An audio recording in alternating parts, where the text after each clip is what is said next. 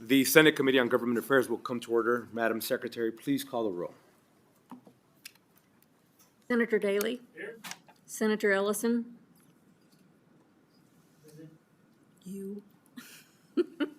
Senator Krasner. Senator Neal. Here. Senator Orenshaw. Here. Senator Rogich. Here. Chair Flores. Present. Please let the record reflect all members are present and we have a quorum. Good afternoon, everyone, to the very hardworking Committee on Senate Government Affairs. And we are on the second half of the session, so we're excited to have you all here. For those of you who have not had a chance to join us in our committee yet, please know that sometimes we'll take agenda items out of order just to try to accommodate all members. We're working off of our laptops, as always. If you haven't had a chance to do so, please make sure you have signed in. For those of you who will be testifying, please state your name for the record each time. You don't have to go through the chair. Please go direct to the members who are asking questions. And with that, we have three items on the agenda for today: Assembly Bill 1, Assembly Bill 57, and Assembly Bill 365. My understanding is for Assembly Bill 1, they'll be joining us from Las Vegas. And I do see someone joining us from Las Vegas. So with that, we'll go ahead and open up the hearing on Assembly Bill 1, and we'll take them in the order they appear on the agenda. Good afternoon and welcome. Good afternoon, Chair, Vice Chair, and members of the committee.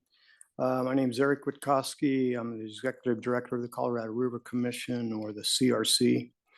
Appreciate the opportunity to speak on AB1, give you a little bit of history and then the reasons for the need to repeal these regulations. Back in 1957, Congress gave Nevada the option to purchase 15,000 acres in the Fort Mojave Valley land near Laughlin. The CRC was a designated agency to manage the acquisition of that federal land. In 1986, the CRC adopted some regulations pursuant to the authority granted in NRS 321.510. And those regulations being NAC 321.100 through NAC 321.230, entitled Development in Fort Mojave Valley. And that's the regulations at issue here in AB1.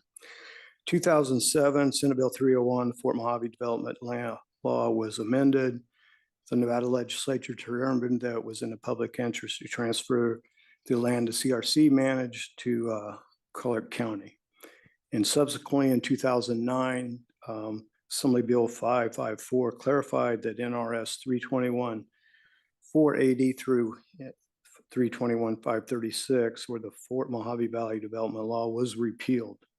So thus the authorizing statutes for the CRC's involvement with Fort Mojave land was repealed. And then as a result, those statutes, the regulations adopted by the commission back in 1986 were no longer needed. Actually, the CRC was unaware of those regulations. In 2023, the Division of State Lands initiated a rulemaking process to repeal those. However, LCB felt that the CRC should be the one to repeal those regulations since we had adopted those back in 1986. However, the CRC no longer has statutory authority to amend or repeal those regulations since that authority was repealed back in 2009. And our regulation authorities is really restricted to Chapter 538. So Legislative Council concurred and indicated that no state agency holds authority to repeal the regulations, and it requires legislative action. So that's really the purpose of AB1, is to have the legislature repeal these old regulations. And thank you again for your presentation and for that detailed walkthrough. Members, any questions? Vice Chair Orenshaw, please. Thank you very much, Mr. Chair, and thank you for the presentation. I guess my question has to do a little bit, not so much with the regulations. Those lands in Fort Mojave, were they set aside for low-cost housing, and is that something the CRC still administers? I wonder if you could speak to that. For the record, Eric Witkowski, thanks for the question. Really, as of 2007, July 1 of 2007, the CRC had transferred all the land and over to the county. So they kind of ended their involvement at that time. So I don't really have any information, what's going on with the land. It's under the county control. Thank you very much. Thank you, Chair Flores. Senator Daly, please. Thank you, Mr. Chair. It was a similar question you may or may not be able to answer, but if it's under county control, I'm assuming that all of the county land use planning rules are still in place for that. But you may not be able to answer similar to the last question. So I was just assuming it's under the county land use planning rules that exist already. For the record, Eric Witkowski, yeah, I haven't fully researched the fund. I do know there's funds available in the account, but because we were asked a question on the assembly side, but how there are, how that funds are used and how the land's managed, I'm just not aware of it.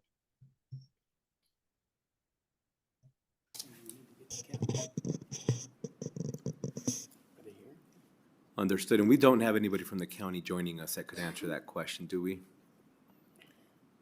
If we do have somebody from the county following along, and you're in the building or in Las Vegas, or if you could call in, maybe we could ask you.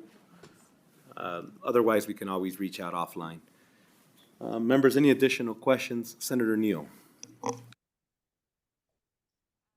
you, Chair. So I'm just trying to be clear, and you're going to have to repeat just a little bit. So you're saying you're bringing AB 1 because the land is owned by the county?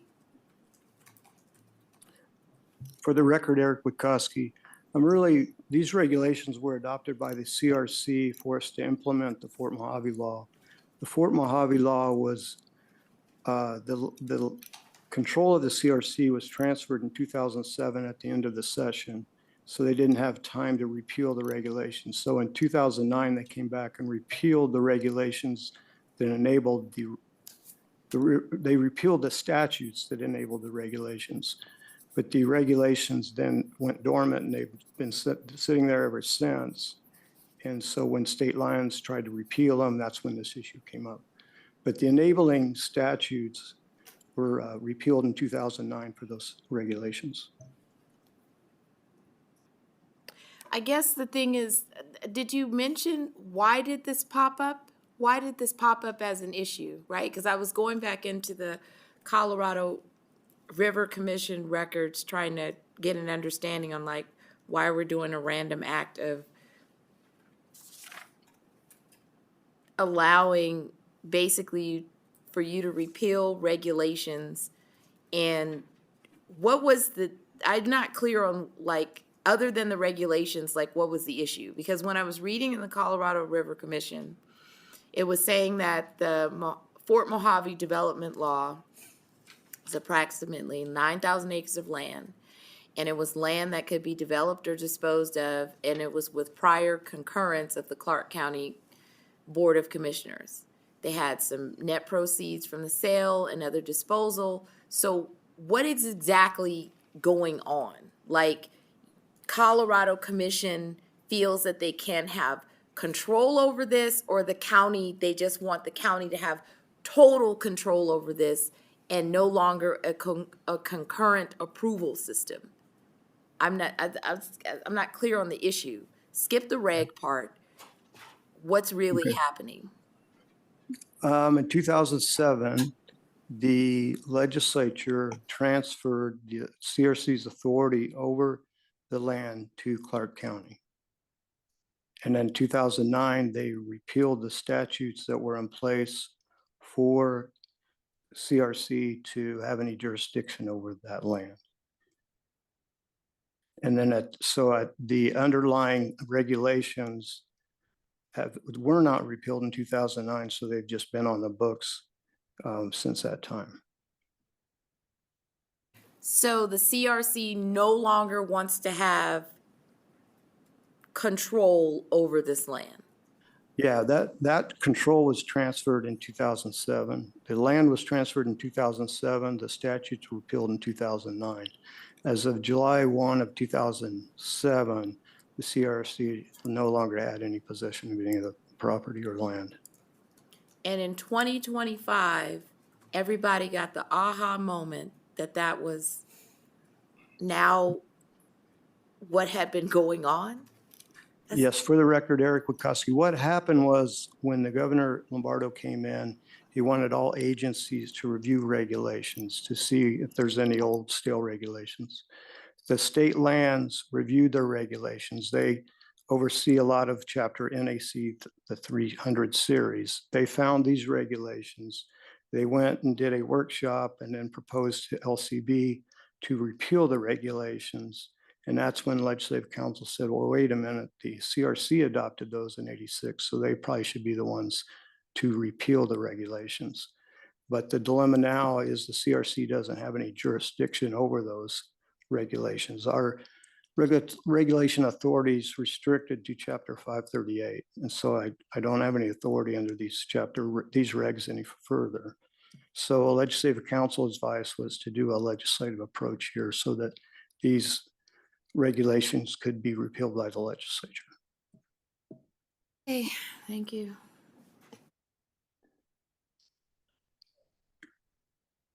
Senator Ellison. Thank you, Mr. Chairman. I just got a couple easy questions. Whereabouts is this land located and how big a area is this? For the record, Eric Wikoski, I don't know. I know back in 1957, they gave the Nevada the option to purchase 15,000 acres. I don't know what was, I think this is my conjecture. Over time, the CRC sold parts of this property, but I don't know what was remaining when it was transferred in 2007. But the location is in the Mojave Valley, which is near Laughlin. Okay, the reason I asked this, Mr. Chairman, is we're talking quite a bit of land, and then we're talking the areas where it's at. So it's got a big benefit to the state of Nevada, but I just don't think we got enough information on this to know what the heck we're up against. I don't know.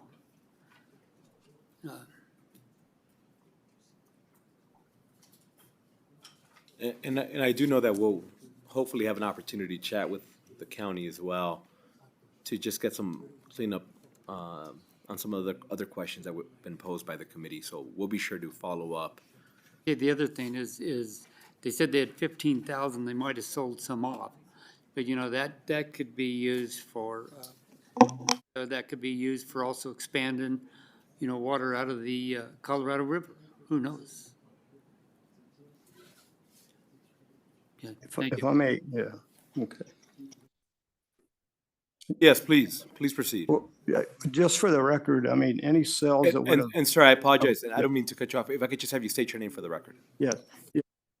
For the record, Eric Wikoski, I would just point out that, you know, CRC hasn't had possession of this since July of 2007. So any proceeds that would have occurred back, whatever, 18 years ago would have, I'm sure would have been is somewhere other than the CRC, but and I don't want to speak for what the sales that may have occurred. I do know there's funds in the account, and because I know SNWA has talked to them about a possibility of a water tower, but there's the CRC is just not involved in that. I just know that because we deal with SNWA at times.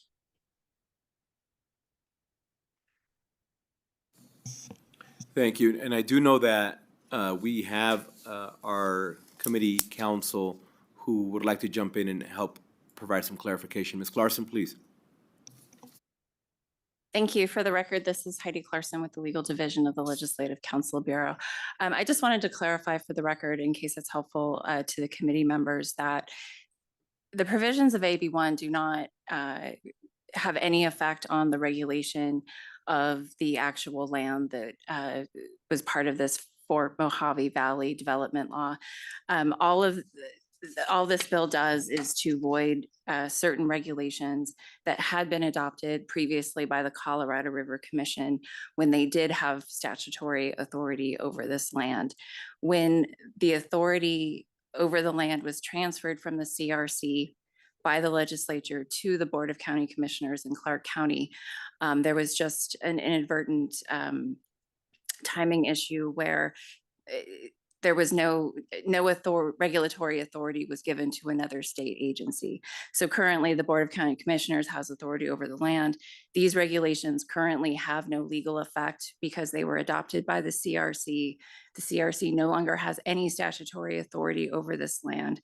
So the only way legally to void these regs, since there is no agency that currently has statutory authority, is to have the legislature direct the Legislative Council to remove the regulations the next time we codify. I hope that's helpful and available if you have any other questions. For a different day. Senator Neal, please. I know this is supposed to be like a 60-second hearing on, but I guess now that, you know, the issue is being brought up, I mean, I think it begs the larger question on, is this authority that the state should have actually given away to the county, being that it's such a large amount of land that we have related, it's just where it is and what is actually it's associated with. And I think that to me is the question that I now have, is that if we did something way back in the early 2000s, it would be good if there was any legislative intent that was actually put in the record back then when those regs, I guess when this change happened, to say like why the state was saying we no longer want the commission to even be involved with that level of acreage, even though it's so close to Laughlin and water. So, and we understand that your bill is not addressing that issue, but Senator Neal is now trying to get those 9,000 acres and move them back.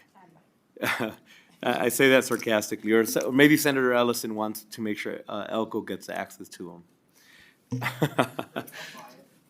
No, we do appreciate, Ms. Clarkson, the breakdown, and thank you for the presentation. At this time, we don't have any further questions for you. I'm going to invite you to sit back in the gallery, and we'll invite those wishing to testify in support of Assembly Bill 1 to please come forward, either in Carson City or Las Vegas. Seeing none. BPS, do we have anybody wishing to join us over the phone in support of Assembly Bill 1?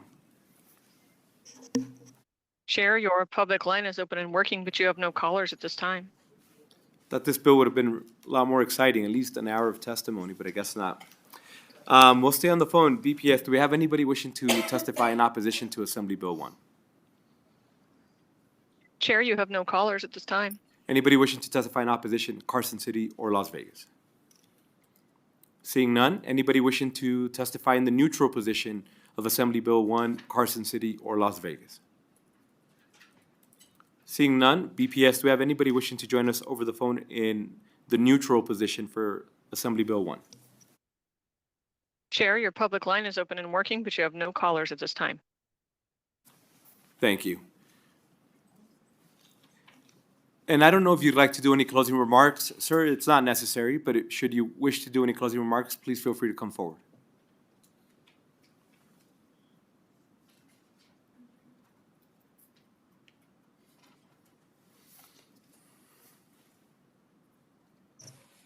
Eric Wikoski with the record. I just comment, I think Legislative Council gave a pretty good summary of where we're at. That's all. Thank you. And thank you again for joining us. And again, Ms. Clarkson, thank you also for helping us get some clarity. With that, we'll go ahead and close out the hearing on Assembly Bill 1. And next, we'll open up the hearing on Assembly Bill 57. Good afternoon, sir. Whenever you're ready.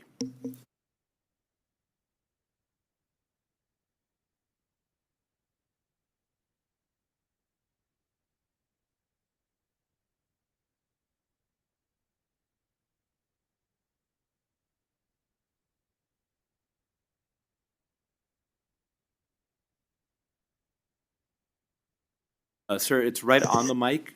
It looks like a rectangle. Yes.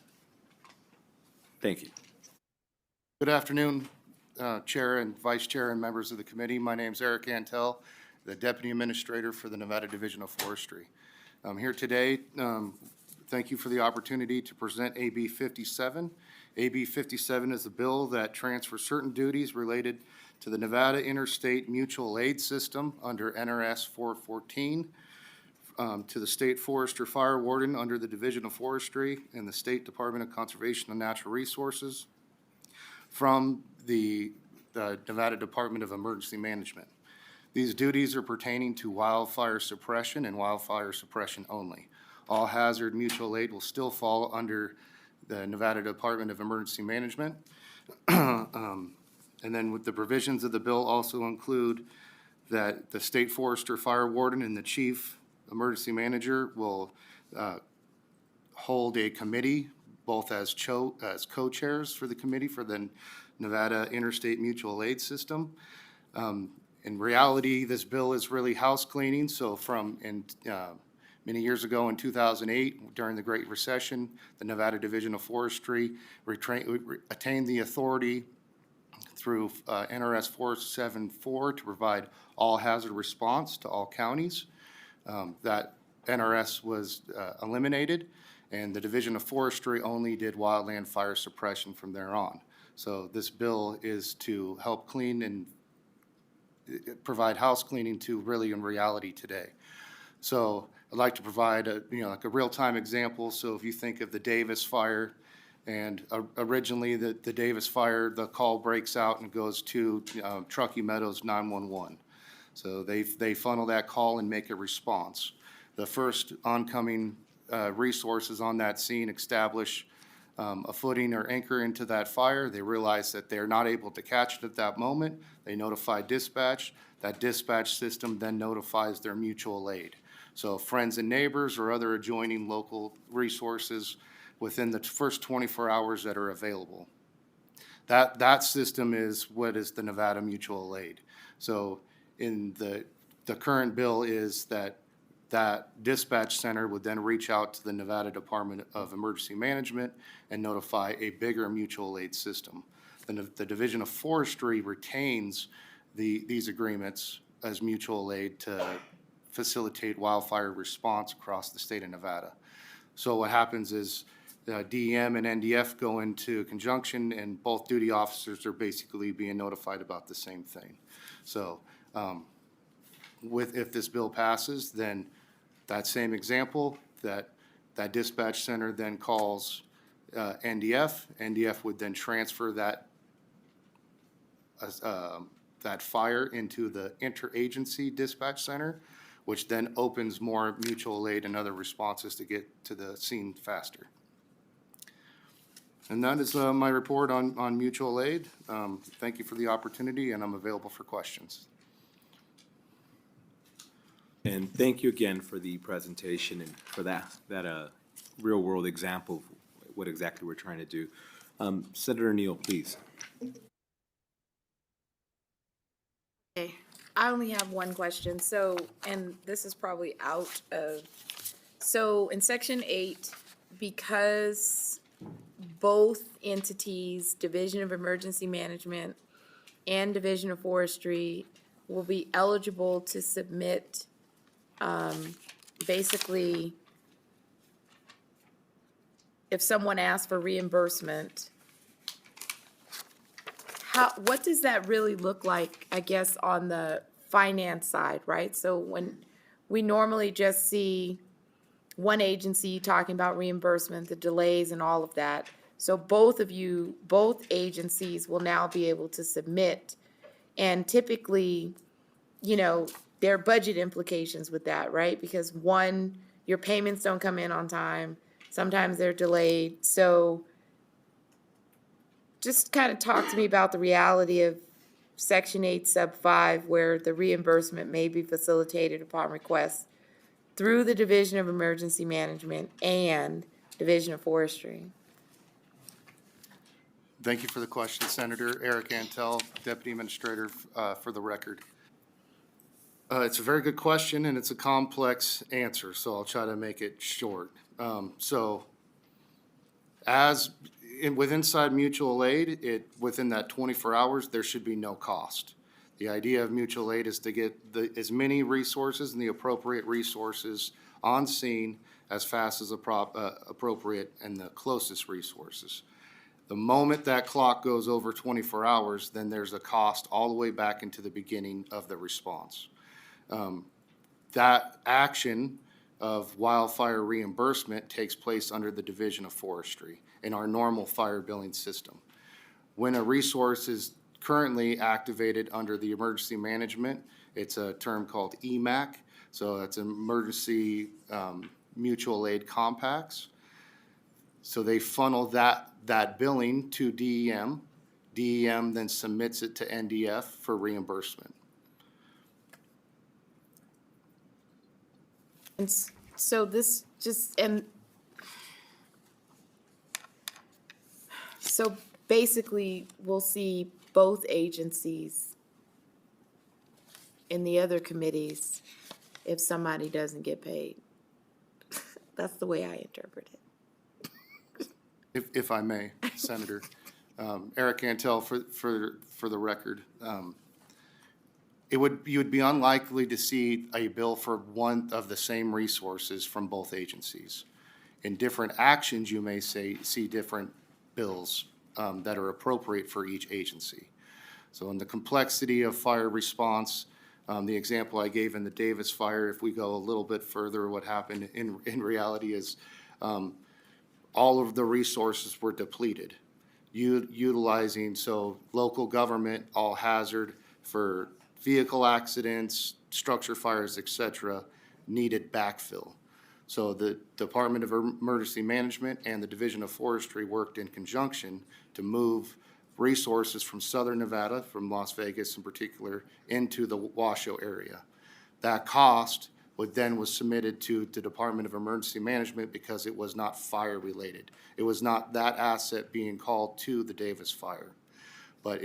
But then we were able, from the Division of Forestry, to show that this asset that was requested was backfill because the engine or the engines that were in Washoe County were being utilized for the Davis fire.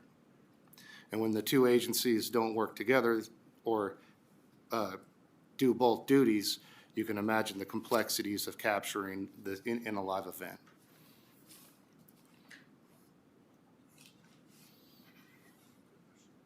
Vice Chair Ornschall, please. Thank you, and appreciate the presentation, Deputy Fire Warden. We've had a lot of testimony from people up in Lake Tahoe this session on different bills, and they've expressed a lot of fear that if there's a major fire up there, they're worried about getting out safely. And I wonder, do you think this bill will help that coordination? I mean, if, God forbid, something like that happens and there's a major fire that surrounds the whole Lake Tahoe Basin? Thank you for the question. Co-Chair Eric Cantel, Deputy Administrator for the record. I don't think this bill will help, but this bill will not. It doesn't address that issue, but it does support the need from both divisions to address the example or the threat within the Tahoe Basin. The Tahoe Basin is a high risk because due to the vegetation and the egress and exit due to the roads and the choke points, that action would be funneled inside of the Department of Emergency Management evacuations. Now, if there was evacuations due to a wildfire, the bill would be supportive that both divisions now have a clear path of which areas that they cover. So the Division of Forestry would address the wildfire concerns, pull all the resources we can from in and out of state. A lot of resources would come from California. There's another bill, SB 19, that will help the Division of Forestry with wildfire compacts to be able to retrieve multiple state assets across the nation as we see a decrease in staffing due to some administrative changes across the nation with the federal government.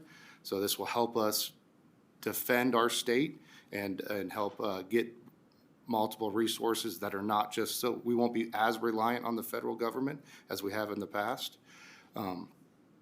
So to answer your question direct, I don't think the language changes. I think the mechanism of knowing the clear roles for both divisions to support that type of incident would be supportive.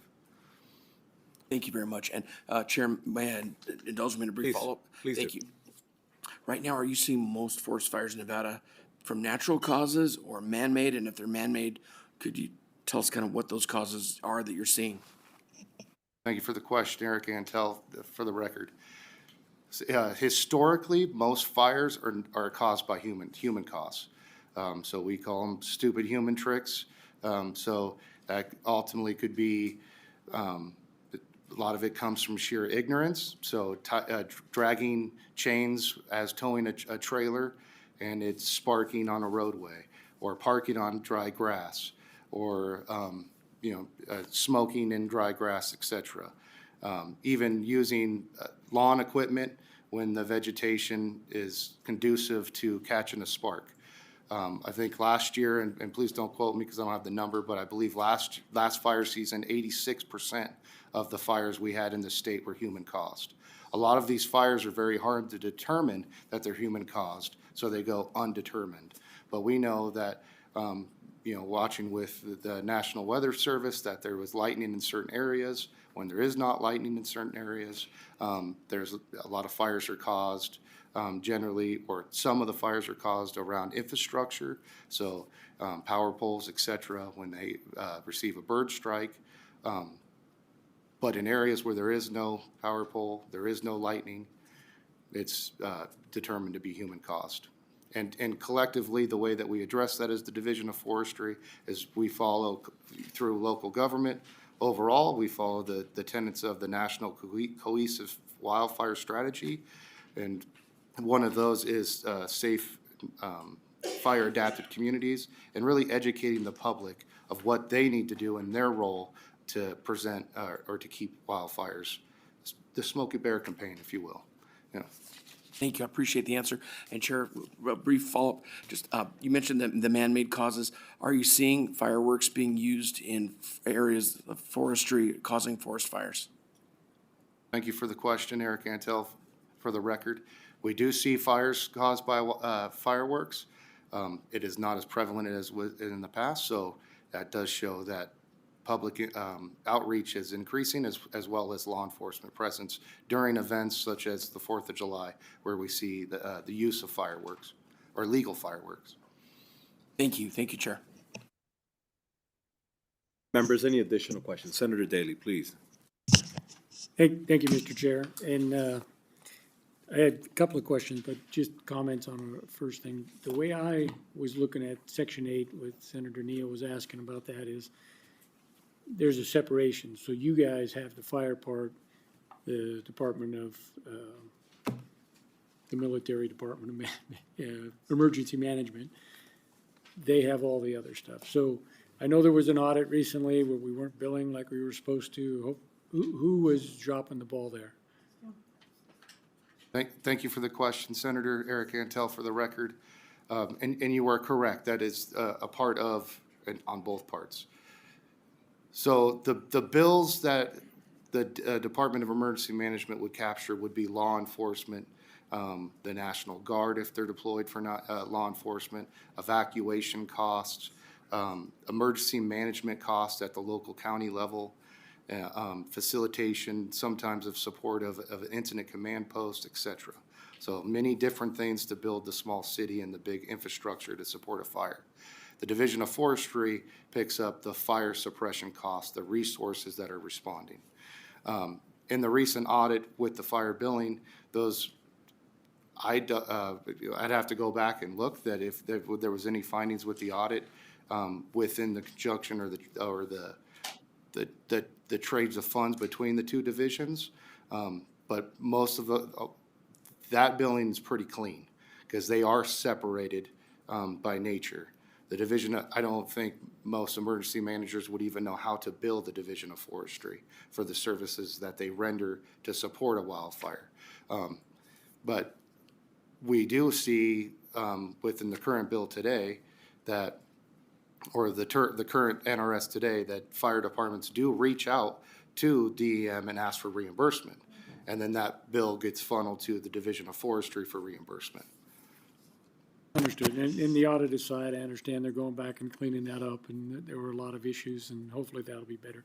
I think one thing you said, the way at least I understood it, you mentioned the other state compacts, and I know we had a bill earlier this session that went through for I think the Plains State Compact and the Northwest States Compact, if we join both of those. This seems to me that this would streamline the process if we had to reach out to those people. It's on you guys, not emergency management for the fire resource side of it. So that'll streamline that the way I'm understanding it.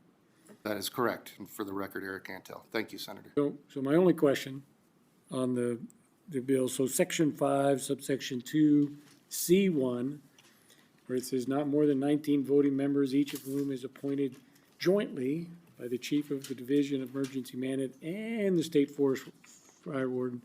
How are you guys gonna settle disagreements? You're gonna arm wrestle? What- If you have to, you're gonna say, well, I got my 9 guys and you got your 9 guys and we can't agree on the 19th guy, right? How is that gonna be handled? And don't tell me you're always gonna get along, but. For the record, and thanks for the question. For the record, Eric Antel. So you're referring to the section where they're both be co-chairs of the committee.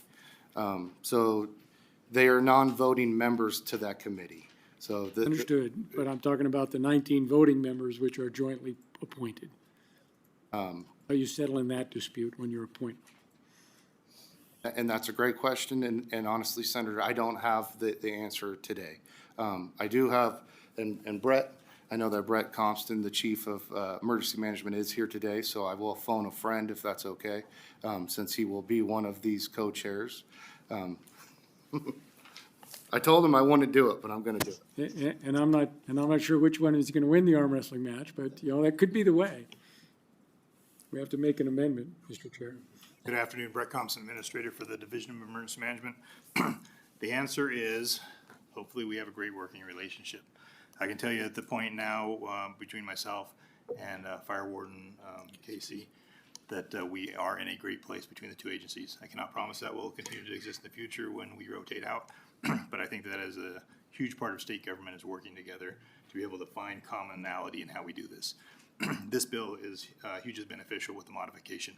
It reflects how we do business right now. So right now, the chair of the commission is an appointee of myself, and the vice chair is one of the deputies, or is the fire management officer from the division. So we are already operating in this method, and this just canonizes the way we are doing business today. Understood, and I assume that was the case, you guys are gonna get along.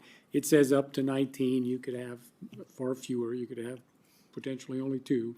But if there was, when you weren't getting along, you could end up with ties. Well, this guy appointed me, so I'm with him, and then maybe have an issue. I suppose you'd come back with a bill to fix it at that time. Or we can put arm wrestling in, I don't know. Thank you, that was all my questions, thanks. Members, any additional questions? Senator Ellison, please. Wasn't at one point in time they talked about bringing the two agencies together?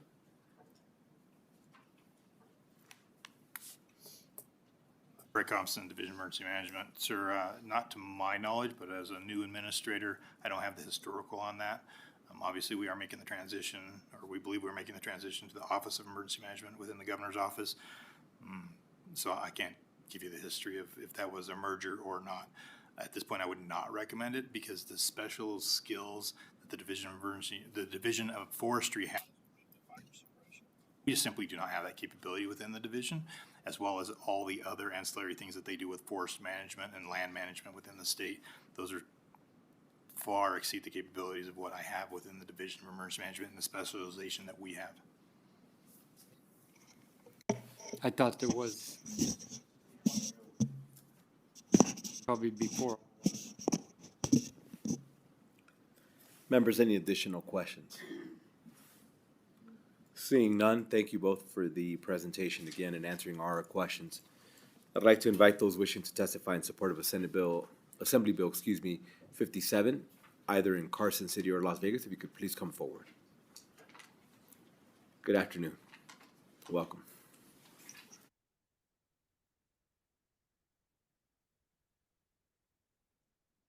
Good afternoon, Chair Flores, members of the committee. For the record, my name is Nick Schneider, Director of Government Affairs for the Vegas Chamber.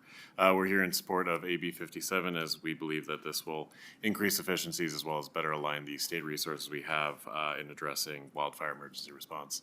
Thank you so much for your time and consideration. Thank you again for joining us. Anybody else wishing to come forward? Seeing none. BPS, do we have anybody wishing to join us in support of Assembly Bill 57 over the phone?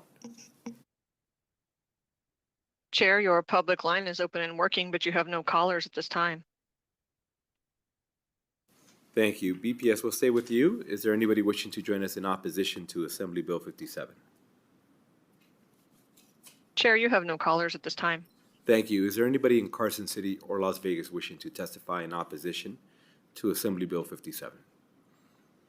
Seeing none, lastly, we'll go to those wishing to testify in the neutral position to Assembly Bill 57, Carson City or Las Vegas. Seeing none.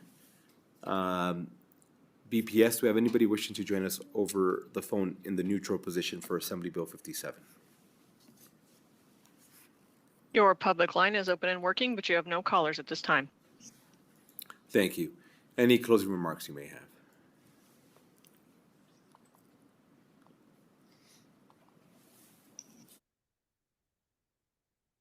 Thank you, Chair. In closing, Eric Antel for the division, or for the record, I would just like to relay our sincere gratitude to the committee for the support of the bill, as well as the support to the Division of Forestry with the complex issues we have. So, and all your hard work during this session. Thank you.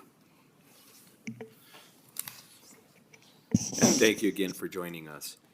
With that, we will go to our last bill hearing for the evening, Assembly Bill 365.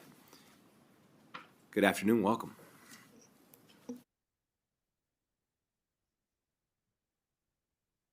Chair Flores and Vice Chair Orenshaw, members of the Senate Government Affairs Committee, my name is Sheila Bray, spelled B-R-A-Y, with the University of Nevada, Reno.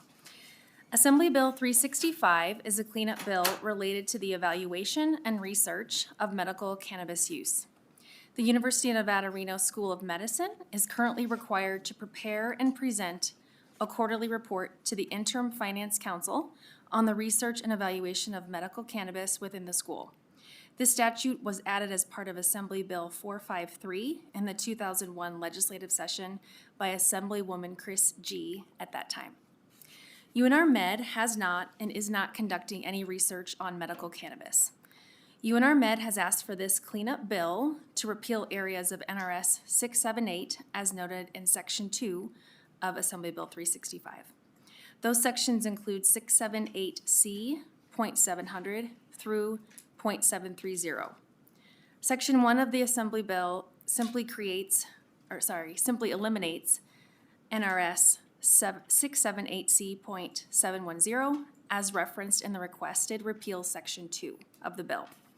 Given that UNR Med has not conducted any research on medical cannabis and is not planning to complete research in this area, the repeal of these sections would eliminate an undue burden of preparing and presenting quarterly reports with no activity in which to report. So this concludes my presentation. I stand for any questions. Thank you. Maybe we have a lot of questions, maybe not. We shall see. Members? Senator Neal, please. So it's just two questions, but they're interrelated.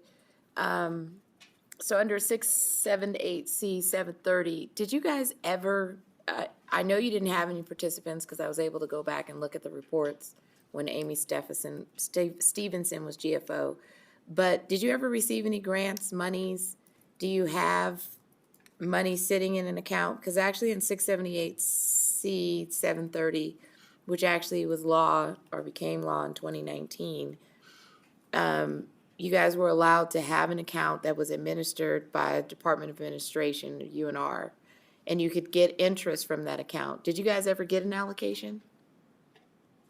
Thank you, Senator Sheila Bray, for the record. No, I believe we did not get any of that. I can triple check and reply back if there was anything, even one or two types of deposits. But I believe the answer is no completely to that.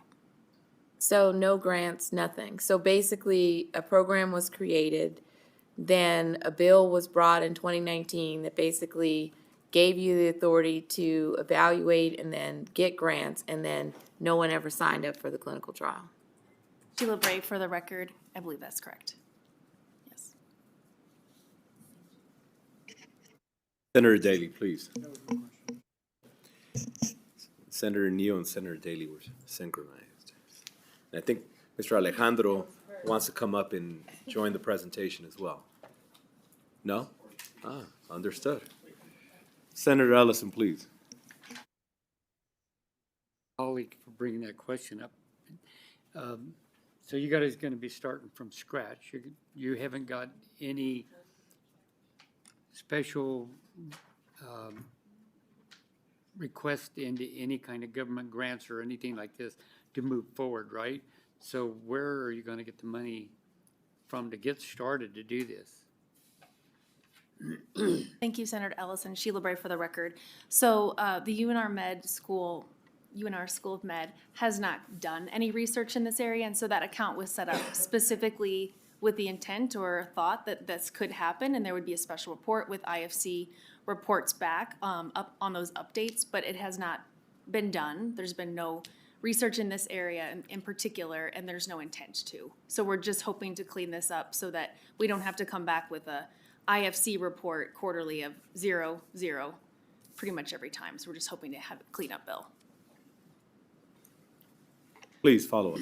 And then right now, the state, every time they bring in, the canvas to be checked or whatever, they're doing them checks on the, what the PhD and all this stuff is right now, don't they? So is this going to be a second study on it, or, because you're looking for the medical of it, basically, where they're doing the chemical side of it, right? Sheila Bray, for the record.